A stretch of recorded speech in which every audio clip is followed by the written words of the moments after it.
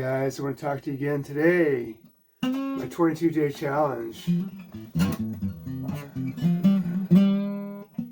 22 days he's doing his challenge. I'm going to talk about anchors again, part 2. I missed a lot of stuff. Missed a lot of really good stuff for you. You love this.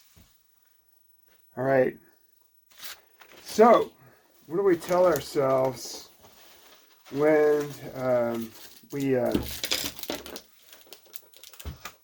talked to yesterday about anchors, like negative anchors, like stuff that holds us back. You know, I can't do it, this and that. And I left some out. I'm going to go over them a little bit. One would be, I don't matter. Kind of like that song, Another Brick in the Wall. I'm just a brick in the wall. But the truth is, when we start developing positive anchors, you kind of write stuff out to yourself in auditory. One of the, anchors is to auditory, to pronounce things to yourself that I matter, I can make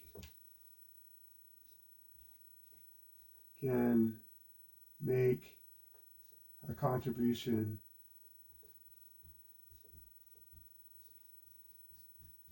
Won't be my handwriting, but it'll be something.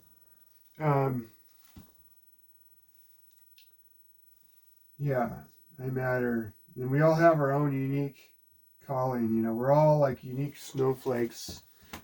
We're all unique. Just be yourself. The way you were, you know, the thing about snowflakes is that they're all different. They've never found a snowflake that's the same as the other one. So you have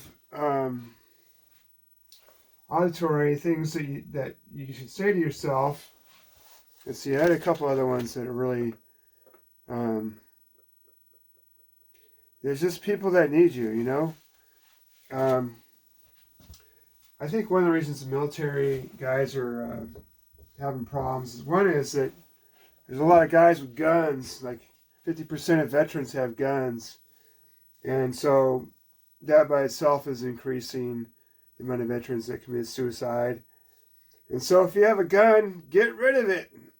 If you're feeling depressed, and talk to some people about it, you know, go get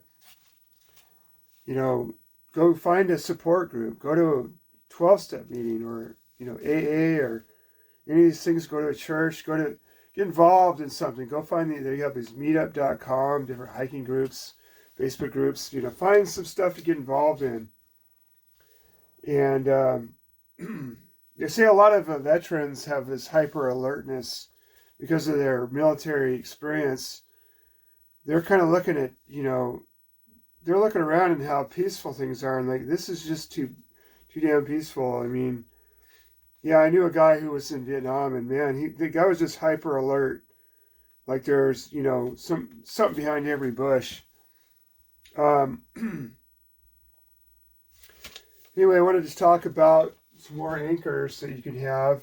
Auditory, just like, you know, maybe you can make a tape for yourself. Just talk about things that, you know, where things have really been turning points in your life. Your own, make your own calming tapes. Just talk good to yourself. You know, talk, don't, you know, when you catch yourself saying really negative things, like in the morning, like this morning kind of tiredness, like, so I say in the 10-step in the AA, it says, upon awakening, we ask God to be divorced from self-pity and selfishness. I really like that wording, to be divorced from self-pity. It's kind of a good, you know, two negatives, but it makes it into a positive. Another thing that's really important is kinesthetic. Somehow you can kinesthetically anchor. Like when I go to the dentist, I like to squeeze my fist when they're working on my teeth. Um, Another one is I've seen these guys do this where they have their hands like this. They're talking, and this is actually an old. I don't have time to go into it, but um, it's a way to kind of feel a sense of power. You know, these people that do like these Tai Chi and stuff. It's kind of like you kind of just messing with your energy. Do things like that that will just get up and move around. Don't sit in one place. Another one is olfactory. Sorry, it's a sense of smell. I guess the guy who was a Wolf of Wall Street. I'm sorry, I can't remember his name right now, but he has a essential oil inhaler that he uses before he goes into a meeting, and I thought that was pretty good, or even after a meeting. And the other one is gustatory taste is a sense of taste. It's an anchor. Like one is mint and gum. Use that, you know. It kind of, I don't know why, but chewing gum, I love chewing gum. Just kind of gives you kind of a little bit of confidence or something. Also, too, to try and build up negative anchors to things like they do at this Schick treatment center, is they get people plowed and then they make them sick of alcohol. Like, so whatever it is that the bad habit you're trying to get rid of, just be sick of it. Try and think of something that's really not good with that. You know, like you putting your hand on the stove. You know, I did that once as a kid, and it was like, duh. Or you do you touch something electrical and you get a shock. You know, or just anything you can do to kind of create a negative anchor for something that you want to get rid of. You know, like there's just so many things out there. Oh, one for me recently has just been sugary things, you know, that you have this, if you get too much sugar, you can get like a fatty liver.